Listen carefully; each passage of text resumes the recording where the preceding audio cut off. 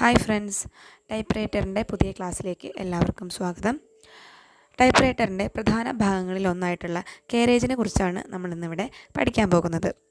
നമ്മൾക്ക് എല്ലാവർക്കും അറിയാം അല്ലേ, കാരേജ് എന്ന് പറയുന്നത് നമ്മൾ ടൈപ്പ് ചെയ്യുമ്പോൾ മൂവ് ചെയ്യുന്ന ഏറ്റവും മുകളിലത്തെ ഒരു ഭാഗമാണ് കാരേജ്. ടൈപ്പ് ചെയ്യുന്ന സമയത്ത് ടൈപ്പ് റൈറ്റിംഗ് മെഷീനിൻ്റെ മുകളിൽ കൂടി ചലിക്കുന്ന ഭാഗത്തെ വിളിക്കുന്ന പേരാണ് എന്ത്? കാരേജ്. ടൈപ്പ് ചെയ്യുമ്പോൾ കാരേജ് വലത്തു നിന്നും ഇടത്തോട്ട് ചലിക്കുന്നു. Carriage moves on right to left.